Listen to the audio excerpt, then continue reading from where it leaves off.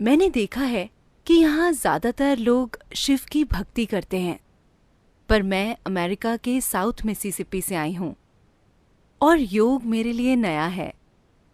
मैंने 3 महीने पहले ही इसे शुरू किया है। मेरे मन में आपके लिए बहुत श्रद्धा है क्योंकि मैंने इसे अनुभव किया है, पर मुझे शिव के लिए भक्ति महसूस नहीं होती। मुझे पता है कि हम मंत्रों का उच्चारण करते हैं, पर क्या आध्यात्मिक मार्ग पर आगे बढ़ने के लिए उनके प्रति भक्ति होना जरूरी है? Shiva doesn't need your devotion. Shiv को आपकी भक्ति की जरूरत नहीं है। कल ही मुझे कोई फ्रेडरिक नीत्शे की लिखी हुई किताब का एक हिस्सा पढ़कर सुना रहा था। आपने उनके बारे में सुना है? नहीं, वो मिसौरी से नहीं है। आप मिसिसिपी से हैं।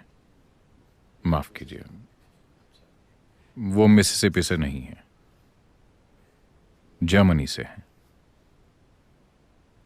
तो फ्रेडरिक नीत्शे कह रहे हैं, या उनका पात्र कह रहा है,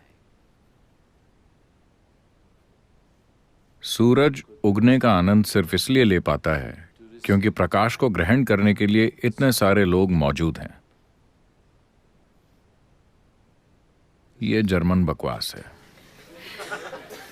अगर आप में से कोई भी यहां ना हो, तब भी सूरज उसी तरह उगेगा, उतनी ही चमक के साथ। है नहीं? वो आपके लिए नहीं निकलता। ये एक बीमारी है जो इंसानों को लगी हुई है। उन्हें लगता है कि पूरा ब्रह्मांड इंसानों के इर्द गिर्द बना है। ऐसा नहीं है।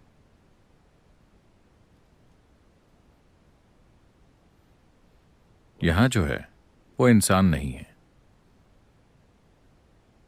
एक बहुत ही असाधारण घटना यहां हो रही है। उसका इंसान से कोई लेना देना नहीं है। वैसे तो इंसानों के साथ इसका बहुत गहरा संबंध है, पर इसकी प्रकृति इंसानी प्रकृति से अलग है। तो शिव को आपकी भक्ति की जरूरत नहीं है। बात इतनी सी है कि अगर आपके दिल में भक्ति हो, पहले यह देखते हैं कि भक्ति क्या है। एक स्तर पर भक्ति का मतलब है आपके दिल की एक तरह की मिठास। यह किसी भी इंसान के लिए होने का सबसे अच्छा तरीका है। अगर आप अपने दिल में यह मिठास नहीं रखते, तो जिंदगी आपके साथ चीजें करेगी और आपके अंदर करवाहट आ जाएगी। ऐसा मत सोचिए कि आप खुद को अलग कर सकते हैं। आप घर बना सकते हैं, आप परिवार बना सकते हैं, आप बहुत बड़ा बैंक बैलेंस बना सकते हैं, आप मिसिसिपी में पैदा हो सकते हैं, लेकिन आप अलग होकर नहीं रह सकते। खुद को अलग कर लेना कुछ देर तक ही काम करता है। उसके बाद किसी न किसी तरह जिंदगी आपको पकड़ लेगी। अगर आपके दिल में मिठास नहीं है, तो आप कड़वाहट से भर जाएंगे, चिढ़े हुए रहेंगे। ऐसा मानवता के एक बड़े हिस्से के साथ हुआ है। तो एक स्तर पर भक्ति का मतलब है आपके दिल में हमेशा बसने वाली मिठास। ऐसी मिठास जिसे किसी बाहरी मदद की जरूरत नहीं है। मान लीजिए कि आपको किसी से प्यार हो जाता है। कैसा मिसिसिपी में होता है? मान लीजिए आपको किसी से प्यार हो जाता है। आपका दिल मिठास से भर जाता है, पर यह कब तक टिकेगा इसकी कोई गारंटी नहीं है। उसी प्यार की वजह से आपका दिल बहुत ज्यादा कड़वाहट से भी भर सकता है कि नहीं? हम नहीं चाहते कि ऐसा हो, पर ऐसा हो सकता है। परिस्थितियों के कारण, या बीमारी के कारण, या मौत के कारण, या कुछ खोने के कारण। बहुत से कारण हैं, या सिर्फ बोरियत की वजह से। वो इंसान जो आपको बहुत ही रोमांच से भरा और बढ़िया लगता था, कुछ साल बाद आप उसे देखते हैं। क्या मैंने ही ये गलती की है? आपको यकीन नहीं होता। बहुत सी चीजें हो सकती हैं। तो भक्ति आपके दिल में हमेशा बसने वाली मिठास है, ये किसी पर निर्भर नहीं करती। तो क्या मुझे शिव की भक्ति करनी चाहिए? उन्हें इससे कोई फर्क नहीं पड़ता। लेकिन अगर आप एक भक्त हैं, भक्ति एक दूसरी तरह की बुद्धि है जो साधारण तर्क की समझ में नहीं आती। मौलिक स्तर की बुद्धि का स्वभाव यह है कि अगर आप किसी चीज को जानना चाहते हैं तो हमें उसकी काट छांट करनी होगी। हाँ? अगर आपकी किसी में दिलचस्पी है तो उनकी काट छांट कर दीजिए। खैर, आप ऐसा शारीरिक रूप से नहीं करते क्योंकि कानून इसकी इजाजत नहीं देता, लेकिन आप मानसिक रूप से उनकी काट छांट कर देते हैं, है कि नहीं? आप मानसिक रूप से उनकी काट छांट करते हैं और फिर अपनी सहूलियत से एक निष्कर्ष निकालते हैं। सच्चाई नहीं, बस अपनी सहूलियत से निकाला हुआ निष्कर्ष। और एक दिन जब वो निष्कर्ष ढह जाता है तो आप में कड़वाहट पैदा हो जाती है। तार्किक बुद्धि का स्वभाव यही है, चीजों को अलग अलग करना। चीजों को अलग करके आप उस चीज का उपयोग समझ सकते हैं। अगर मैं इस इंसान का विश्लेषण करता हूं तो मैं जान जाऊंगा कि इनका उपयोग कैसे करना है, लेकिन मैं उन्हें नहीं जान पाऊंगा। जब मैं पूरी तरह से उन्हें अपना एक हिस्सा बना लूं, सिर्फ तभी मैं उन्हें जान पाऊंगा, और कोई रास्ता नहीं है। अगर आप किसी ऐसे इंसान को एक फूल देते हैं जिसमें जबरदस्त तर्क करने वाली बुद्धि है, अगर आप किसी वैज्ञानिक को एक फूल देते हैं तो सबसे पहले तो वो उसके टुकड़े कर देगा, क्योंकि वो जानना चाहता है कि इसके अंदर क्या है। एक कवि फूल के बारे में गाने गाएगा, वो नहीं जानता कि इसके अंदर क्या है, उसे फर्क भी नहीं पड़ता कि अंदर क्या है, पर फूल उसे खुशी देता है। एक दिव्यदर्शी खुद फूल बन जाएगा।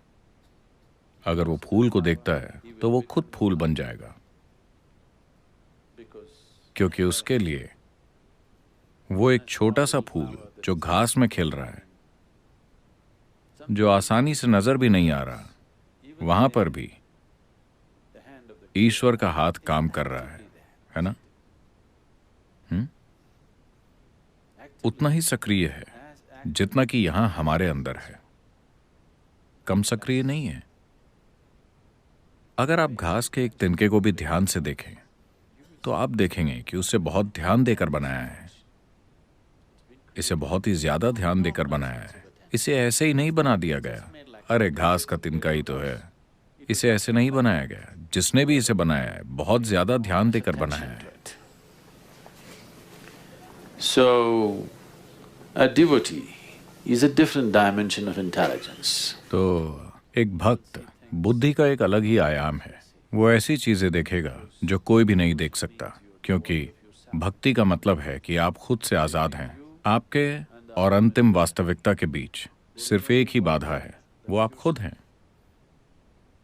तो भक्ति का मतलब है कि आप खुद से आजाद हो जाएं। अगर यह मुमकिन नहीं है तो कम से कम आपको इस ढेर को तो कम कर देना चाहिए। अगर आप कचरे के इस ढेर को कम कर देते हैं तो अचानक से आप देखेंगे कि जिंदगी ऐसे विस्फोट करती है जिसकी आपने कभी कल्पना भी नहीं की होगी। तो ये शिव के बारे में नहीं है, ये आपके बारे में है। लेकिन आपको भक्ति के साथ चलना होगा। आप किसकी भक्ति करते हैं इससे कोई फर्क नहीं पड़ता, आपको पूरी तरह भक्ति के साथ चलना होगा। भक्ति का मतलब है कि आप खुद से खाली हैं। भक्ति का मतलब है ग्रहणशीलता की एक उच्च स्थिति, क्योंकि आप खुद से भरे हुए नहीं हैं। आपके अंदर खाली जगह है, इसीलिए आपको कोई चीज छू सकती है, आप में प्रवेश कर सकती है, आपके अंदर रह सकती है। आप हर चीज को अपने मनोवैज्ञानिक कचरे के पर्दे से देख रहे हैं और आपको लगता है कि आपका तर्क ही सब कुछ है। तर्क बुद्धि का एक बहुत ही मौलिक रूप है। यह सिर्फ किसी चीज का उपयोग करने के काम में आता है, पैसा कमाने के लिए, दुनिया में जीवित रहने के लिए। आपको तर्क की जरूरत है। किसी भी दूसरी चीज के लिए अगर आप किसी भी दूसरे आयाम पर पहुंचना चाहते हैं तो आपका तर्क काफी नहीं है। आपकी बुद्धि के भीतरी आयाम को काम करना होगा। अगर उसे काम करना है तो भक्ति में होना ऐसा करने का सबसे आसान तरीका है।